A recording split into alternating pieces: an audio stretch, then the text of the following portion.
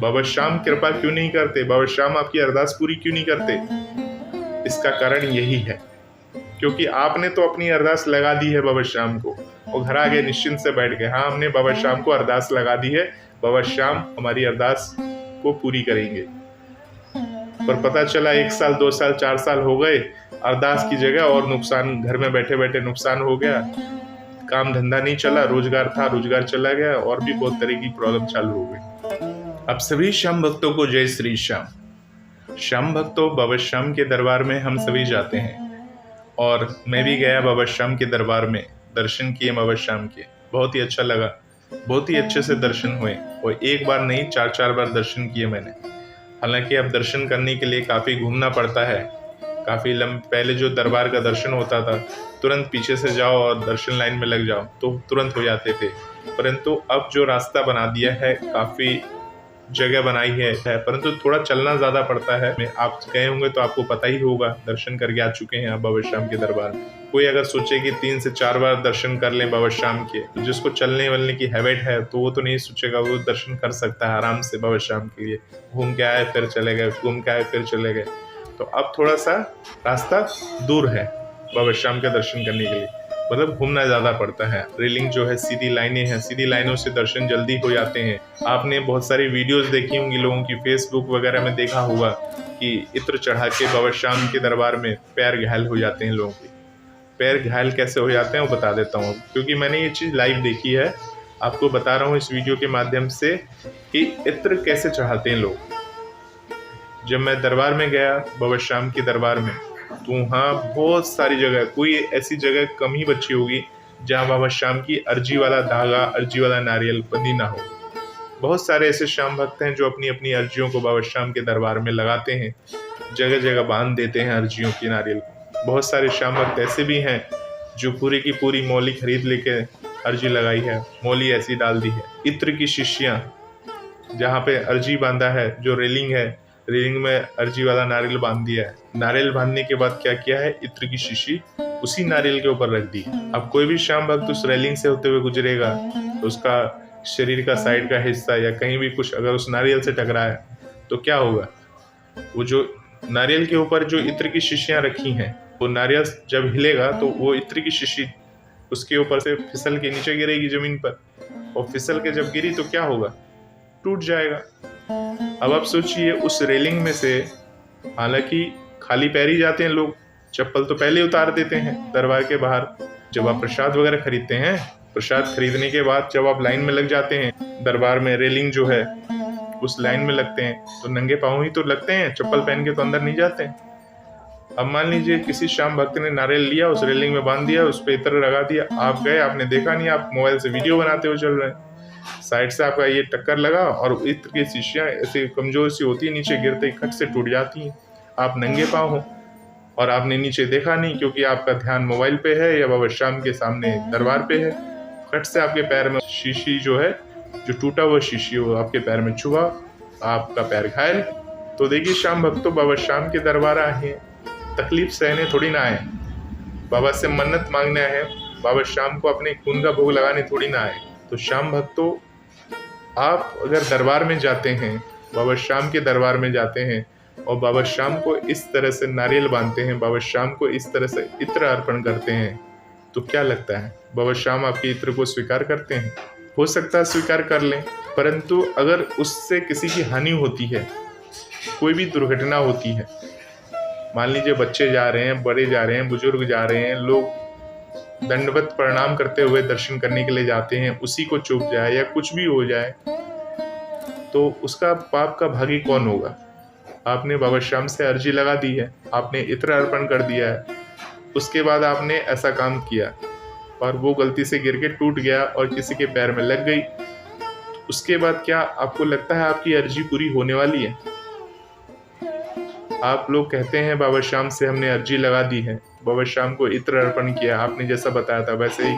भाई हम ये थोड़ी ना कहते हैं कि नारियल के ऊपर इत्र रख दो आप, हमने कभी नहीं बताया, कोई भी वीडियो में ये नहीं बताया कि नारियल के ऊपर इत्र की शीशियाँ रख दे।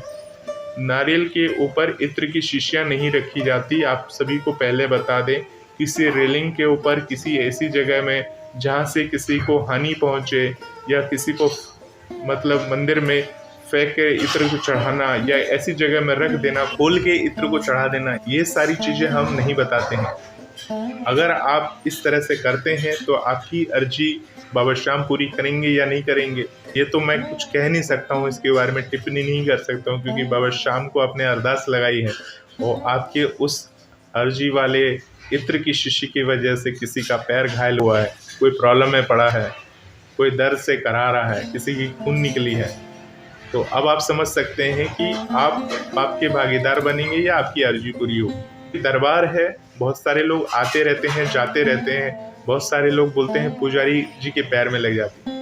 भाई पुजारी जी जो देखिए, उनको इतनी रेलिंग चलने की ज़रूरत नहीं पड़ती हमारी तरह। पुजारी जी का जो है उनका अलग रास्ता होता है, वो तुरंत बाबा श्याम के दरबार में पहुंच जाते हैं, बाबा श्याम के दरबार। परंतु क्या होता है, जो नज़दीक से जाते हैं, लाइन से जाते हैं, बाबा श्याम की जो 3-4 लाइन पहले होती है ना, उस लाइनों से होते हुए जाते हैं। एक तो हो गई बुजुर्गों और विकलांगों के लिए जो अलग से व्यवस्था की गई है, चौड़ी लाइन है, उस लाइन से हुए बाबा श्याम के दरबार तक लोग जाते हैं, दर्शन करते हैं। और एक लाइन उसके बाद की है, जो कि हालांकि बंद करके इसी वजह से रखा जाता होगा। अब मुझे ऐसा लग रहा है कि इसी वजह से वो लोग क्या करते हैं, जो भीड़ कम होती है तो उन 3-4 लाइनों को आगे वाली बंद कर देते हैं, क्योंकि उन्हें भी पता है इस लाइन से ये लोग जाएंगे तो इत्र की शीशियों को इस तरह से फेंकेंगे शीशे के ऊपर से, और वो शीशे के ऊपर से अगर कोई इत्र की शीशी फेंकता है तो वो मंदिर के नीचे जाके गिरेगा और वहाँ जाके फूट जाएगा। और शीशा तो छोटा छोटा कण होता है, जगह जगह फैल जाएगा, और कोई भी वहाँ मंदिर में रहेगा, भाई वो तो रेलिंग में फेंक दी, वो फेंक के चला गया बंदा, तो क्या कहेंगे इस बारे में। लोग फूल फेंकते हैं, फूल को भी फेंक देते हैं दरबार में, ले बाबा फूल ले बाबा इत्र ले। भाई आप अपनी अर्जियों को खुद से पूरा नहीं करना चाह रहे हो। बाबा श्याम से अर्जी लगा ली, अरदास लगा ली, फूल फेंक दिया, इत्र फेंक दिया, सब फेंक दिया आपने, प्रसाद तक फेंक देते हैं। प्रसाद को जो बक्से बने हैं ना दान पेटी का, उसके ऊपर रख देते हैं, लड्डू रख दी, प्रसाद रख दी। तो देखिए बहुत सारे लोग अपने अपने तरीके से समझाते हैं कि इत्र को यहाँ ना रखे, वहाँ ना रखे, ऐसा ना फेंके। देखिए परंतु ये चीज़ रियली है, ये मैंने महसूस किया है, मैंने अपनी आंखों से देखा है। और जो इत्र नारियल के ऊपर रखी हुई थी, वो इत्र मैं अपने साथ लेके आ गया अपने घर। किसी और श्याम भक्त ने रखी थी, मैंने किसी और श्याम भक्त को भी ये बोला कि क्या आप ये इत्र अपने साथ लेके जाइए, घर में कोई दिक्कत नहीं, क्योंकि नारियल के ऊपर रखी थी। अब वो श्याम भक्त डर गया कि नहीं किसी ने अर्जी लगाई होगी, पता नहीं क्या बोल के अर्जी लगाई होगी, हम अपने साथ नहीं ले जा सकते। कोई बात नहीं, मैं ले आया अपने साथ, बाबा श्याम का प्रसाद समझकर मैं अपने साथ ले आया। वो अर्जी के नारियल के ऊपर रखी थी, 2 मोर पंख भी थे उसमें, बहुत सारी थी, ऐसी बहुत सारी रिबन थी जो मैंने आपको वीडियोस में दिखाया था।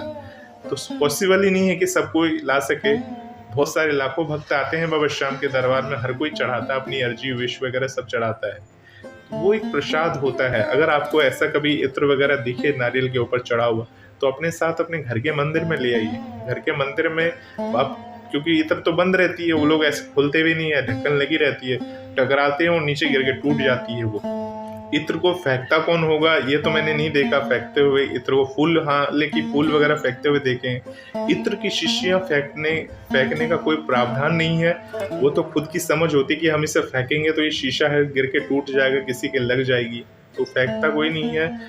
हालांकि मुझे ऐसा लगता है कि इसी तरह से जगह जगह रख देते हैं, जैसे टकरा के वो नीचे गिरती होगी और लोगों के पैर उसके ऊपर से जाते होंगे, जिसके कारण से लोगों के पैर घायल हो जाते होंगे।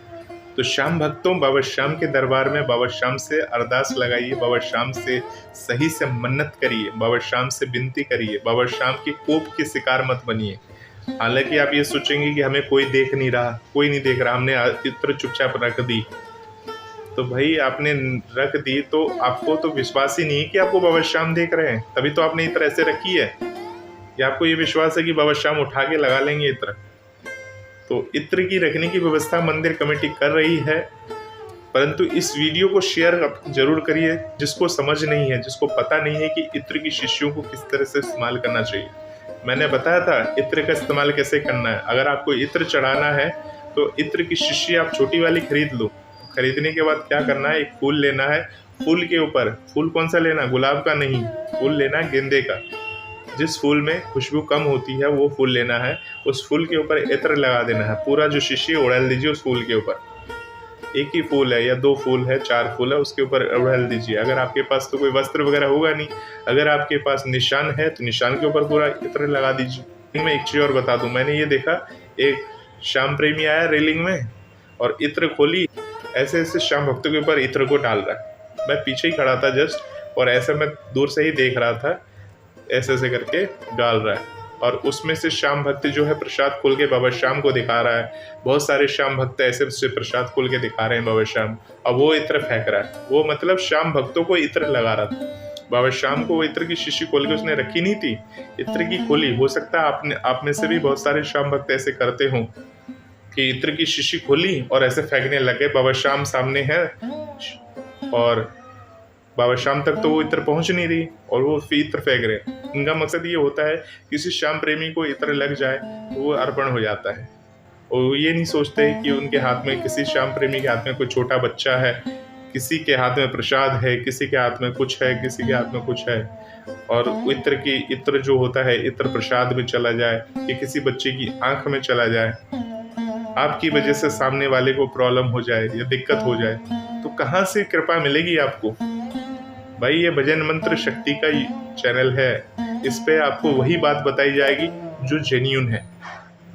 कोई बनावटी बात नहीं बता रहा हूँ आपको, आंखों से देखा हुआ बात है जो मैं आपको बता रहा हूँ। कितने लोग अमल करेंगे मुझे नहीं पता, परंतु आप सभी को अगर मेरी बातें समझ में आ रही हैं, अच्छी लग रही हैं, तो कम से कम इस वीडियो को अपने परिचितों को शेयर कर दीजिए जो पहली बार खाटू धाम जाने वाले हैं।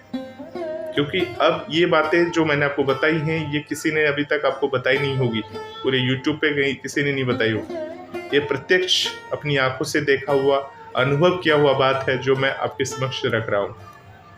बहुत लोग नए लोग आ गए हैं, बना के वीडियोस डाल रहे हैं, बता रहे हैं, कुछ भी बता रहे हैं, जो मन में आ रहा है वो बता रहे हैं। भाई पहले समझ तो लो क्या है क्या नहीं है। बाबा श्याम कृपा क्यों नहीं करते, बाबा श्याम आपकी अरदास पूरी क्यों नहीं करते? इसका कारण यही है क्योंकि आपने तो अपनी अरदास लगा दी है बाबा श्याम को, वो घर आ गए, निश्चिंत से बैठ गए। हाँ, हमने बाबा श्याम को अरदास लगा दी है, बाबा श्याम हमारी अरदास को पूरी करेंगे। पर पता चला 1 साल 2 साल 4 साल हो गए, अरदास की जगह और नुकसान, घर में बैठे बैठे नुकसान हो गया, काम धंधा नहीं चला, रोजगार था रोजगार चला गया, और भी बहुत तरह की प्रॉब्लम चालू हो गई और आपको पता ही नहीं चला। फिर आप कमेंट करेंगे कि हमने अरदास लगाई थी, हमारी अरदास आज तक पूरी नहीं हुई, ऐसी क्या गलती हो गई हमसे। मैं ये नहीं कहता कि हर कोई ऐसा ही करता होगा, परंतु बहुत सारे श्याम भक्त ऐसे भी होंगे जिन्होंने सही तरीके से लगाई होगी अर्जी और उनकी अरदास पूरी नहीं हुई। परंतु हो सकता है उनका कारण कुछ हो, सबके साथ ऐसा होगा ऐसी बात नहीं कह रहा हूँ मैं, परंतु जो ऐसा करते हैं और उनकी अरदास पूरी नहीं हुई तो हो सकता है यही मेन कारण हो। अब मैंने आपको दोनों चीज़ें बता दी हैं कि बाबा श्याम को इत्र जो है आपको इस तरह से अर्पण नहीं करना चाहिए, और अगर आपने की है तो आपकी अरदास अभी तक बाबा श्याम के दरबार में पूरी नहीं हुई और आप कष्ट भोग से गुजर रहे हो, तकलीफ से गुजर रहे हो, तो बाबा श्याम आपकी अरदास को स्वीकार नहीं किए और आप इस तरह की प्रॉब्लम में फंसे हुए। परंतु अब इसका उपाय क्या है, अब क्या करें? अगर ऐसा आपसे हो गया तो क्या करें आगे? तो इसका आगे एक ही उपाय है, क्षमा याचना। बाबा श्याम से क्षमा याचना, दरबार में आके क्षमा याचना। कोई इत्र की शीशी वगैरह इस तरह से अर्पण नहीं करना है, बस बाबा श्याम से दरबार में आके क्षमा याचना करना है। हे बाबा श्याम, मेरे कारण से किसी को भी तकलीफ पहुंची हो, किसी को दुख पहुंचा हो, अनजाने में मेरे भूलवश मैंने ऐसा काम किया है, अगर ऐसा तकलीफ या दुख किसी को पहुंचा है तो मैं आपसे हाथ जोड़ के क्षमा मांगता हूँ। इस तरह से बाबा श्याम को कहना है और कान पकड़ के बाबा श्याम के समक्ष क्षमा याचना करना है। हे बाबा श्याम, मैं हार चुका हूँ, मैं प्रॉब्लम में हूँ, मेरे द्वारा अनजाने में कुछ प्रॉब्लम हुई है, दिक्कत हुई है आपके दरबार में, शायद अर्जी लगाने में मुझसे कोई भूल हो गई हो, मुझे क्षमा कर देना बाबा, क्षमा कर देना। इस तरह से बाबा श्याम के समक्ष दोनों हाथ खड़े करके कान पकड़ के बाबा श्याम से क्षमा याचना करना है आपको खाटू धाम जाकर। अगर आपने ऐसी गलती की होगी तभी बाबा श्याम अपनी कृपा करेंगे। इस चैनल के ऊपर बहुत सारी वीडियोस मैंने बना के दिखाई है। ये इत्र वाला बात पहले ही बता चुका हूँ, 1 साल पहले ही बता दिया था मैंने कि इत्र बाबा श्याम को अर्पण कैसे करना है। जब ये चैनल बना था उसके कुछ दिनों बाद यानी वीडियो मैंने अपलोड कर दिया था कि बाबा श्याम को इत्र कैसे अर्पण करना है, कैसे अर्पण करना है, कैसे चढ़ाना है, किस भाव से चढ़ाना है और कहाँ चढ़ाना है। मंदिर में खोल के पलट नहीं देना कहीं, ये बाबा श्याम का मंदिर है, पलट दिया इत्र को कपड़ों पे लगाया जाता है, वस्त्र पे लगाया जाता है। आलू सिंह जी महाराज जो थे बाबा श्याम को प्रसन्न करते थे। हम किसी के समक्ष जाते हैं, जो हम इत्र लगाते हैं तो हम इत्र लगा के जाते हैं या वीडियो लगा के जाते हैं तो सामने वाला हमसे खुश होता है, भाई कौन सा इत्र लगाया है, कौन सी खुशबू लगाई है, पूछता है कि नहीं आपसे सामने वाला। इसी तरह से जब वो बाबा श्याम की पूजा आराधना करने जाते थे तो अपने पे इत्र धारण करते थे और बाबा श्याम के समक्ष जाते थे। बाबा श्याम प्रसन्न होते थे। बाबा श्याम की असीम कृपा थी उनके ऊपर। और उसके बाद जब बाबा श्याम उनको सपने में दर्शन देते थे तो बाबा श्याम के लिए वही इत्र लेके जाते थे और बाबा श्याम की जो वस्त्र रूपी भागा है वहाँ पर अर्पण करते थे। उनके वस्त्र पे, उनकी आंखों में नहीं देते थे, ऐसी जगह लगाते थे बाबा श्याम को किसी भी प्रकार की प्रॉब्लम न हो। पुष्प के द्वारा इत्र अर्पण करना चाहिए आपसे। मैंने आपको पुष्प द्वारा इत्र अर्पण करना बताया। पुष्प के द्वारा आप इत्र अर्पण कर सकते हैं। तो अपने अपने भाव हैं, इस तरह से आप करिए तो भगवान की विशेष कृपा आप सभी पर बनेगी। मेरा ये वीडियो बनाने का मकसद यही था। भगवान की कृपा चाहिए तो आपको भगवान को प्रसन्न करना होगा। भगवान के कोप के भाजन मत बनिए। तो आशा करते हैं आपको इस वीडियो से काफी कुछ सीखने को मिला होगा। मिलते हैं एक नई वीडियोस में, तब तक के लिए आप सभी श्याम भक्तों को जय श्री श्याम।